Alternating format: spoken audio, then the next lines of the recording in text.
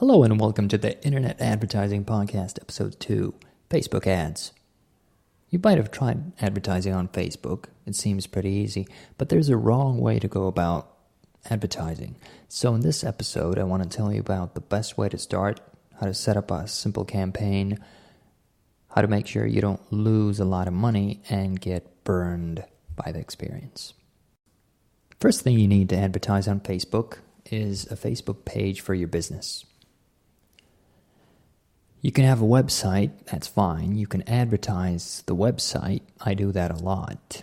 But you still need a page on Facebook that has to do with your business. So the first thing you need to do is set up a page, because that page will show up as promoting the offers. So make sure it really is about your business. It's connected to it, not something totally random. Before I start, let me take a minute to talk about our sponsor. Do you need to create a website? Go to internetadvertisingpodcast.com/Wix. That's WIX to create your website today. It can be daunting creating a new website. You need to purchase a domain, design the look of the site, pick a web host, and install CMS. Why don't you try an all-in-one solution? With Wix, you get hosting to put your website on, a website editor with over 500 beautiful designer-made templates that you can customize, industry-leading search engine optimization, analytics, a professional mailbox, and tons of other features like a web store if you want to sell online, or a booking engine. So whether you want to run an online store or blog, or you're a photographer, a musician, or you need a website for your bed and breakfast or a beauty salon, give Wix a try. Premium plans start at just $5 monthly when billed annually. Go to internetadvertisingpodcast.com/Wix and create a website for free. Try it out. Now we have a page on Facebook. You can start advertising. The easiest way to do that is to boost a post that you make. So your business page makes a post on Facebook, and then Facebook automatically suggests that you can boost it, meaning pay to have it show up more. Now that is actually easy, but it's not a good idea for a couple of reasons. First of all, this is a normal post, so it can't show up everywhere like ads can. For example, it won't show up on Instagram, which you can do with ads. But basically, it's harder to optimize it. You set a budget for a certain time. You can show it for 1 day, 7 days, 14 days. And after that, it's really hard to get it to show up further. Plus, you only have one creative, meaning one version of the ad. It's just a normal post. Everyone else on your page will also see that same post. Now, when you create ads, you can create different versions, and those versions won't be visible on the normal page. So you can really try crazy things. You can experiment with different messages, different images. You can see which one works better. If something doesn't work, you can pause it, which won't really be possible if you're just boosting a post that's on a normal page. You don't want it to disappear for all your other users, but it might not work very well. In fact, it might make sense to put ads first, see what works, and once you've tested it out, A/B tested it, see which creatives, which images, which text resonates with your users, then you can use that information to create a better post on your normal page, because you just get, one try. You're not going to push the same thing over and over and over again. So you want that post to be crafted well. Let's go about actually creating an ad on Facebook.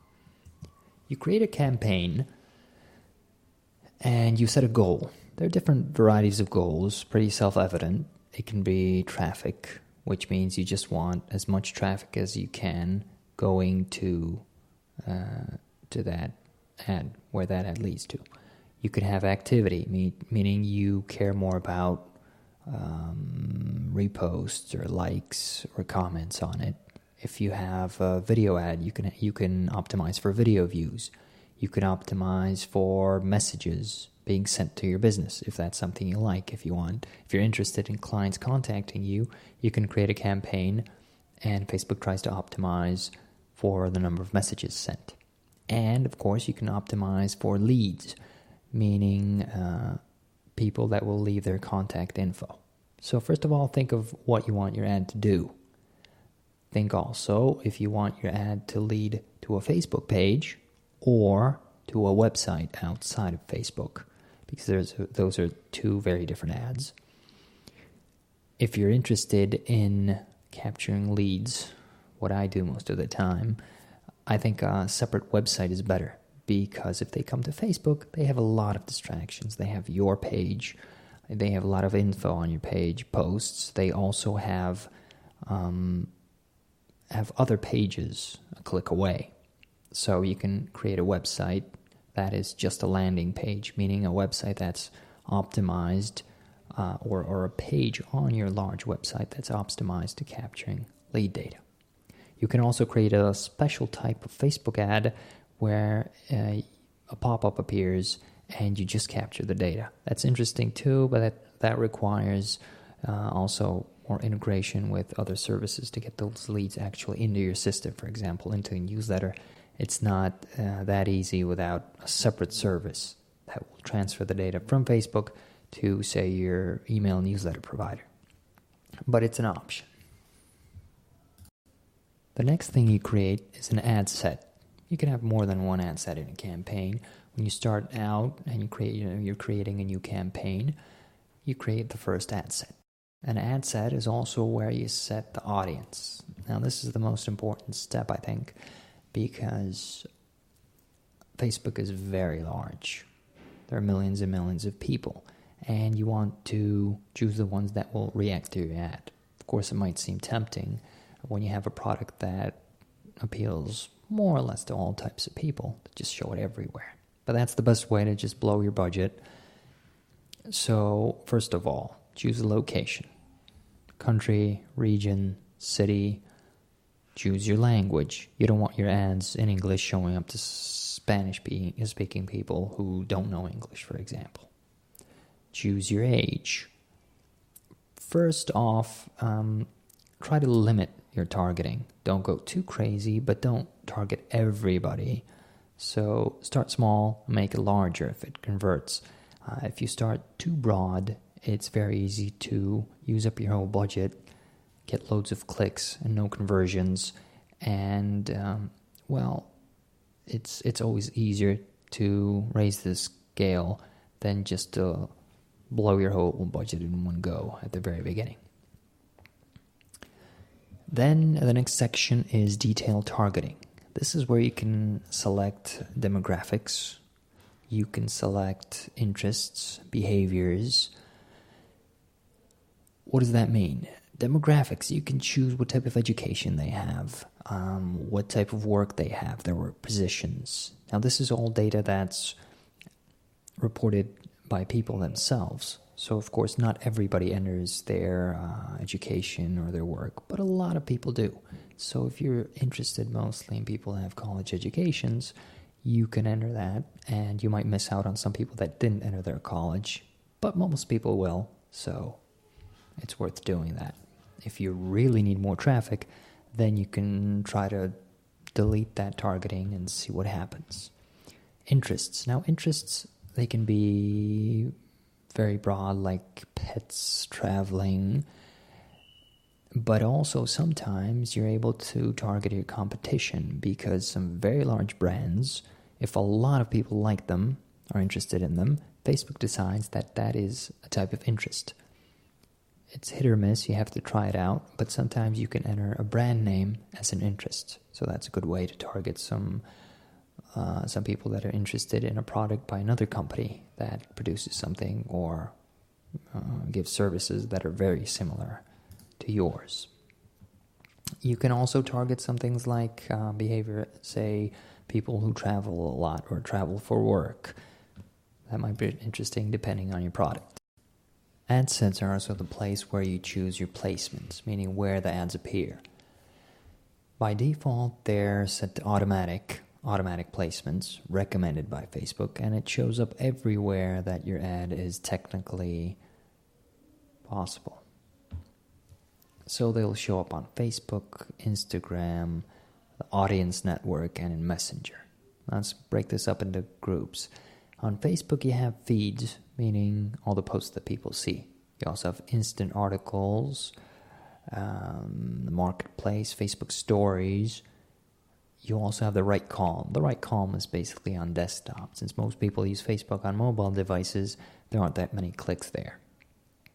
You have Instagram. Even if you don't have an Instagram presence on Facebook, if you're advertising a website, you can just run the ads on Instagram. They'll show up, and the Facebook page that you associated with the ads will show up as posting this content. Now, the audience network. If you're looking for brand awareness and not really tracking results besides click-throughs and views, start with the audience network.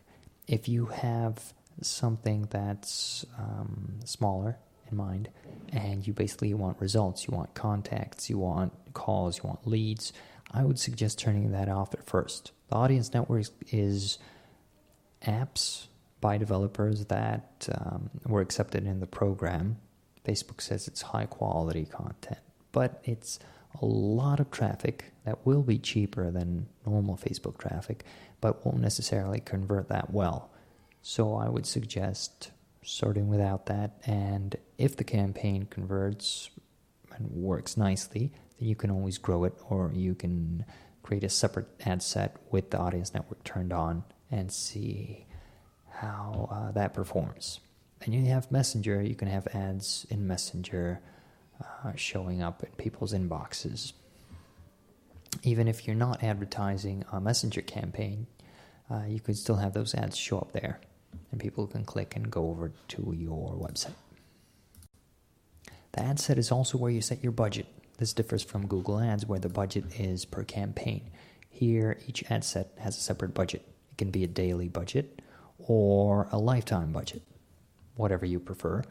You can also set your bidding strategy. There are a lot of options, but let's take the example that you're advertising a website outside of Facebook and you want clicks to that website. I would start with setting when you get charged to link click, and then set a bid cap, because you can set it to optimize for the most link clicks, but it might happen that you'll get very expensive clicks. If you set a limit, then you know you'll never spend more than that limit for one click. For example, you know that if a click would cost $10, you would not make $10 back on a single visit, then set your limit accordingly lower. There's also a delivery type, which is similar to Google Ads. If you set the standard, then if you set a budget, say $20 a day, Facebook will try to split that $20 evenly throughout the day. If you set accelerated, then it will just show your ads as fast as possible, and you might not see your ads show up in the afternoon, for example. I think it's better to start with the standard delivery, see if you're spending the budget at all during the day, and if you are, then you can raise it, but it might turn out that visitors, say in the afternoon or evening, convert better than in the morning, so you don't want to spend your whole budget in the morning. The next step is creating an ad. First thing you do is choose a Facebook page that's associated with that ad. If it's a Facebook post or an Instagram post, it'll just show up as being posted by that page with a small sign that says sponsored content. If you have an Instagram account, you can attach that to the ad. If you don't worry. Facebook will just automatically create a simulated account that will make it seem like your Facebook page posted to Instagram. There are a couple of types of ads: carousel, single image, single video. They're described pretty nicely, so I won't go into detail. The simplest one is just a single image. It will look like a Facebook post with one image that you select, some text underneath the image, and then some text that will describe it, like something that would show up if someone shared a post by a page and added their own description. So you can choose an image from your own library, just upload it, or you can use free stock images. They're pretty good. You enter the website URL, meaning the page you want that to link to. Now, since that URL might not look that great, you might have too many slashes, might be too long, you might have .php in it. You can also select what you want your display link to look like. You can write in something shorter. Of course, it has to be the the same page that you're actually linking to. Don't type in a different domain, for example, because your ad will be rejected. Then you want the headline. Everything has to be pretty short. You have a preview on the right side. You can see what it looks like on a desktop newsfeed, but remember that most people see it on mobile, so you need to be succinct, because even something that shows up on a desktop newsfeed might be cut off on a mobile newsfeed. You don't want your best keyword at the end of a headline and not showing up on some devices. The newsfeed link description is what shows up underneath the image and the link. This won't show up in all placements, so it will be visible on desktop but not on mobile, for example. The text field is what you use to describe the link. It's like I said, if someone shared it on Facebook and added some words, hey, check this out. A tip I have for creating the text is to pose a simple question. Something that seems obvious, but for example, if you're advertising a travel agency, then add a question, where would you go? If you have a loan, what would you spend the money on? That way people are motivated to answer in the comments. And you want a lot of comments on the ads because Facebook then views the ad as interesting. Think of a simple question that gets people engaged so you can get more clicks, lower cost clicks, and get people typing those comments underneath.